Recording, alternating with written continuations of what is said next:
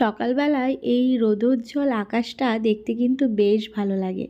আর তারপর যখন গাছের একদম ফাঁক দিয়ে আলোর ঝটা বেরিয়ে আসে আর রোদটা গায়ে এসে লাগে, ওফ কী যে মজাদার লাগে এই শীতের সকালে।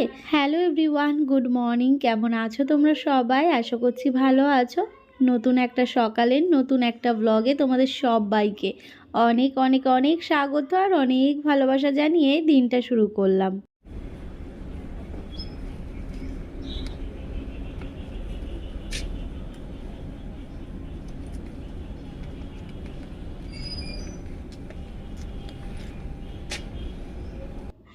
গতকালকে রোদটা একটুখানি জোরালো কম ছিল, তাই আমি জামা কাপড়গুলো দুদিন ধরে শোকাচ্ছি। নাহলে সকাল সকাল যদি আমি কাচা ধোয়া করে মেলে দিই তাহলে কিন্তু এক রোদেই জামা কাপড়গুলো শুকিয়ে যায়। আমার জামা কাপড়ের থেকেও আমার ছেলের কাঁথা কাপড়ের চিন্তাটা আমার যেন বেশি থাকে। প্রতিদিনই প্রায় ওর জামা কাপড়গুলো ডেটল জলে ধুয়ে দিই। আর বাসি জামা কাপড় চেঞ্জ করা, খাওয়ানোর পর চেঞ্জ করা, সমস্ত কিছু, এমনকি রাত্রিবেলায় জামা কাপড় চেঞ্জ করিয়ে ঘুম পাড়ানো, তাই একটু জামা কাপড়গুলো বেশি হয় আর কি। কিন্তু আমার সবথেকে বিরক্তের কাজ হচ্ছে এই গতকালকে জামা কাপড় আবার সকালবেলায় এই রোদে দেওয়া। আমার যে কী বাজে লাগে কি বলবো। দেখো কতগুলো জামা কাপড় আমি কিন্তু এখন রোদে দিয়ে নিচ্ছি, মানে একটু রোদ লাগিয়ে নিচ্ছি। কালকে পুরো শুকিয়েছে কিন্তু একটু নরম নরম ব্যাপারটা ছিল। আর এদিকে বস্তার মধ্যে দেখতেই পাচ্ছ ওইদিকে রয়েছে বেগুন গাছ, নিচ থেকে তুলে এনে ওপরে লাগানো হয়েছে। তবে ওইগুলোতে ওইগুলোকে ছাওয়াতে রাখা রয়েছে। ওইগুলো দেখি বলবো যে একটু রোদের দিকে দিতে, কারণ এখন এই শীতের সকালে মানুষ, গাছপালা, পশু পাখি সবাই একটু রোদ চায়, কি বলো?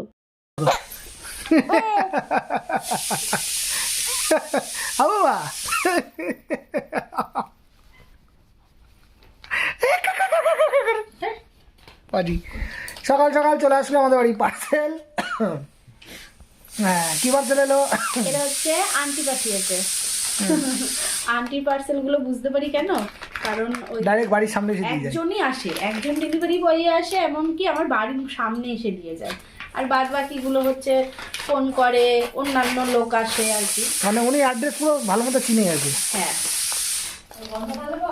আর একটা পড়ুক মা। ওরে বাবা, বাবার নান্না হচ্ছে, বাবার নান্না। এইটা ও মোজা সেট, মোজার সেট পাঠিয়েছে আন্টি। দেখো এবার বন্ধ করে দাও। ছেলের ভাতু রান্না হচ্ছে প্রেসার কুকারে। সমস্যা আছে নাকি কোনো? তাহলে এই দেখো এই একটা মোজা পাঠিয়েছে।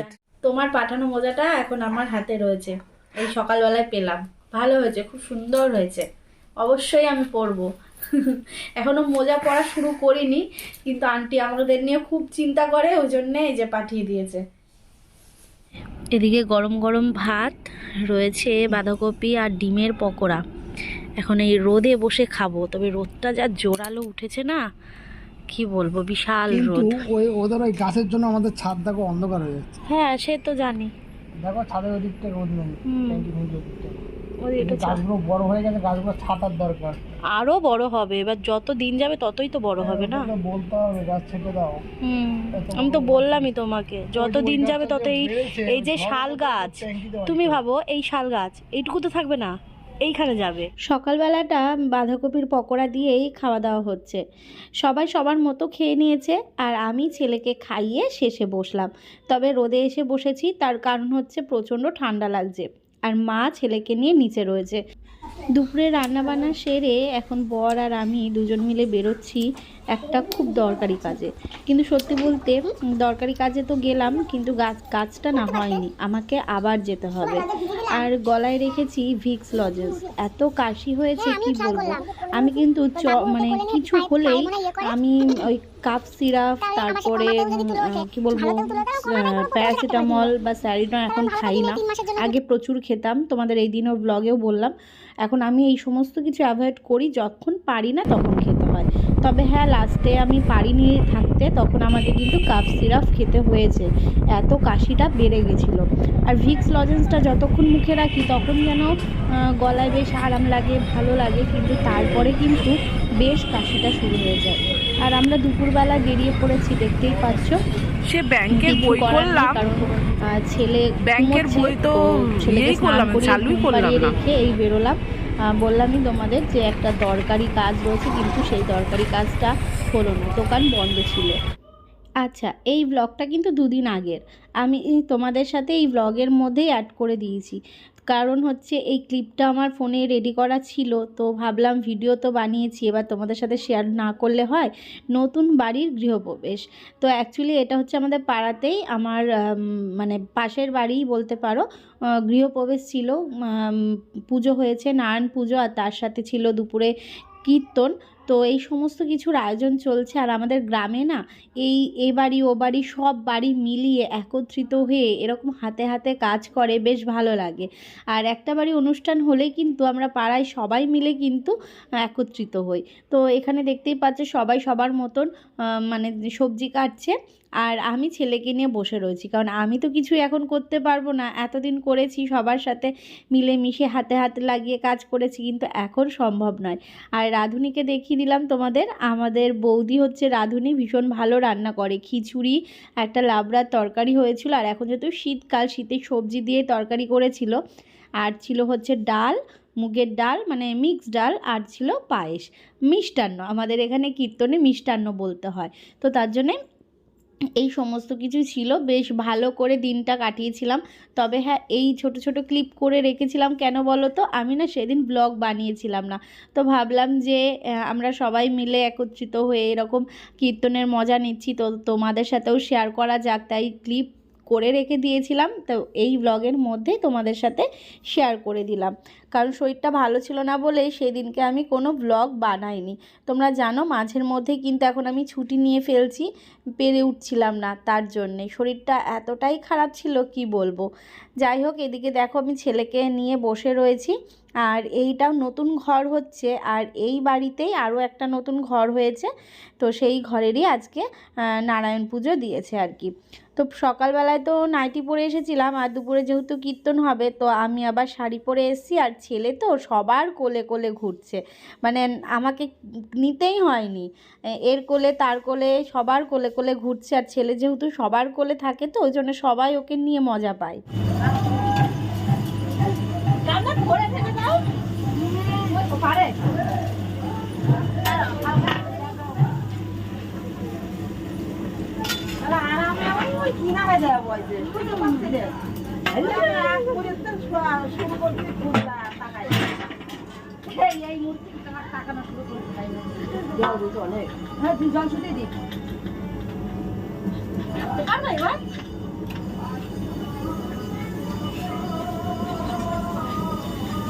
অনেকক্ষণ পর আসলাম একেবারে সন্ধেবেলায়, তো তোমাদের একটু দেখিয়ে দিই। এখানে রয়েছে মুগের ডাল, সমস্ত সবজি দিয়ে মিক্সড ডাল যেটাকে বলে, আর তার সাথে রয়েছে একটা নিরামিষ তরকারি, মানে ওই পালং শাকের তরকারি।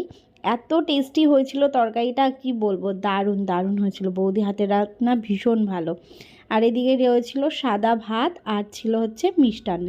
আচ্ছা, এবার বিকেলবেলা মানে সন্ধেবেলার দিকে চলে এসেছি কেকের দোকানে।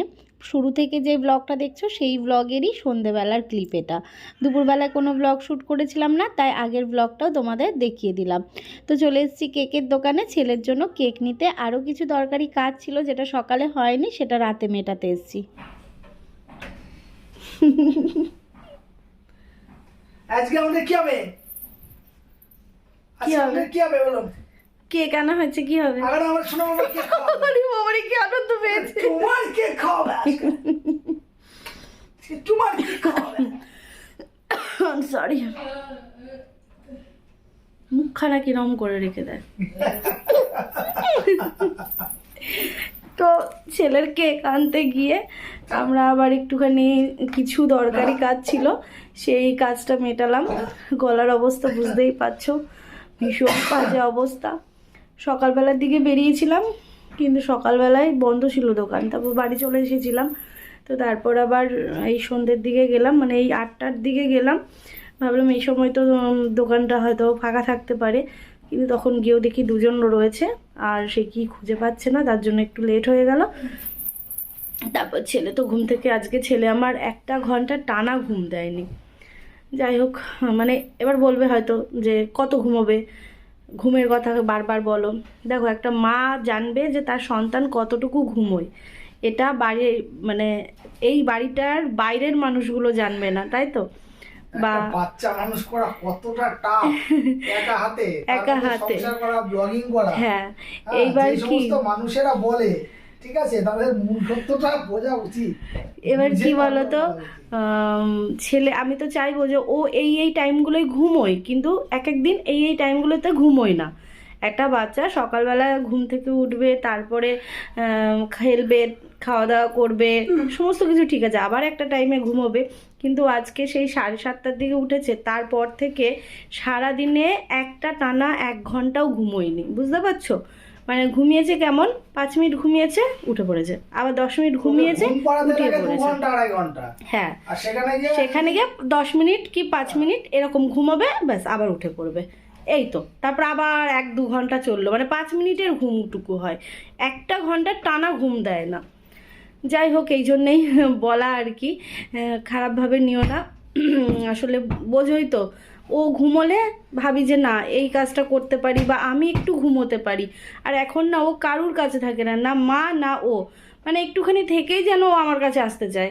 এবার আমি রেস্টটা কখন পাবো, তাই না বলো? এই হয়েছে ব্যাপার, তোমার নামে অবজেকশন করছি বাবা। তো যাই হোক, আজকে কিছু কাজ ছিল, সেই কাজটাও মেটানোর চেষ্টা চললো আর কি। যাই হোক, এখন ছেলের হচ্ছে কেক কাটিং হবে, ফটোশ্যুট হবে আর কি। মাসে মাসে আমাদের কেক খাওয়া কিন্তু ঠিক আছে। হ্যাঁ, ফটোশ্যুট হবে আজকে, হবে সিম্পল একদম, ওই একদম ড্রাই simple, ফ্রুটস দিয়ে সাদামাটা, হবে। হ্যাঁ, সাদামাটা করবো। সাদামাটা একদম সিম্পল। নেক্সট মান্থে দেখছি, নেক্সট মান্থে দেখছি। অন্য কিছু আবার সামনে বড়দিন আসছে, সান্তা কারণ ক্লজ আমি সাজাতে সারাদিন হবে খুব তো। ব্যস্ত ছিলাম তো। আজ সারাদিন খুব ব্যস্ত বাবুকে ছিলাম, নিয়ে সত্যি ভাবার কথা অত বলতে। সময় আমরা পাইনি। মানে এই ফটোশ্যুটের কথাটা আমাদের মাথাতেই ছিল না, এটা মাথায় আসলে হচ্ছে বিকেল বেলায়, তো এই চটজলদির মধ্যে আর কি করব, এই জন্যেই আর কি। যাই হোক, ও এখন বিছনাটাকে ক্লিন করে নিচ্ছে। আমাদের বাড়িতে বাচ্চা রয়েছে, তার মানে বিছানা আর একটু অগোছালো অবস্থা হয়ে যায়। ছেলে আমার এখনো হাঁটা শিখলো না বা দৌড়াদৌড়ি করতে শিখলো না, এখনই আমার বিছানা এরকম অগোছালো হয়ে থাকে, সারা বিছানা হামা দিতে থাকে, জানো না। মানুষ হচ্ছে একজনা, কিন্তু তার জন্য বিছানা ভর্তি জিনিসপত্র, এই বালিশ ওই বালিশ এই কোর বালিশ। তো মা ওইদিকে বসে ওই ঘরে আটা মেখে দিচ্ছে, এতক্ষণও ওই ঘরেই ছিল। আর আমি হচ্ছে ডিম কষা বসিয়েছি, রাত্রিবেলা ডিম কষা আর রুটি খাওয়া হবে, বুঝলে। আমার ছেলে 7 মান্থ ফটোশুটের এই যে কাণ্ড কারখানা, আমার ছেলে কি করছে দেখো অবস্থা, ওই যে খুব এনজয় করছে জানো তো, ওইগুলো নিয়ে হাতের মধ্যে নিয়ে।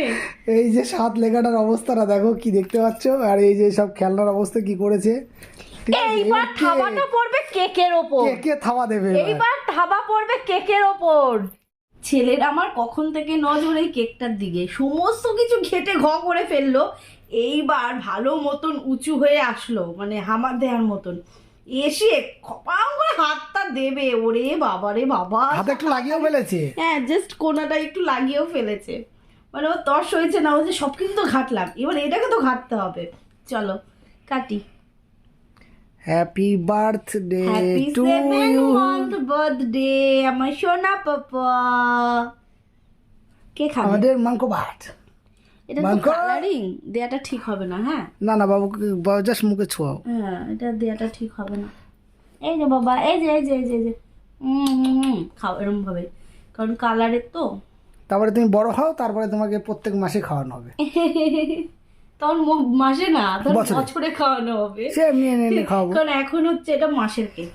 চলো, ওর সোনা পাপার জন্মদিনের কি, দেখো দেখো দেখো দেখো দেখো দেখো কি করছে। থাকো আমার দিকে। বাবা কেমন খেতে, বাবা কেমন খেতে মাংকো ভাত? রাগ করেছে, চোখে কান্না করতে আছে। রাগ করেছে। এ নাও এ নাও এ নাও, এবার মুখে টানছে। আজকে নাকি ডিম কষাটা ভালো হয়নি, তো আমার বর খেতে বসে বলল যে আজকে যেন দেখে মনে ধরছে না। তো যাই হোক, আমাদের তো খাওয়া হয়ে গেছে, ঝাল ঝাল, আর আমার ঠান্ডা লেগেছিলো, বেশ ভালোই লাগলো। তো তারপর ওকে খেতে দিলাম, ও কিছু কাজ করছিল। এবার চলে আসলাম কিছু মুদিখানার জিনিস তোলার জন্য। সেই সকালবেলা বাজার করা হয়েছে, কিন্তু এখনও গোছানো হয়নি।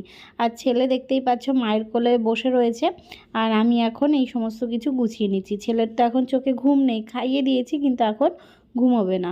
ওই আমরা যখন শোবো তখন ওকে নিয়ে শুলে একটুখানি মানে ঘুরপাক করবে এদিক ওদিক করতে করতে বিছানার মধ্যে, তারপরে গিয়ে ঘুমোবে আর কি। তো ওই দু একটা জিনিস আনা হয়েছে, সেইগুলোই এখন ঢেলে নিচ্ছি।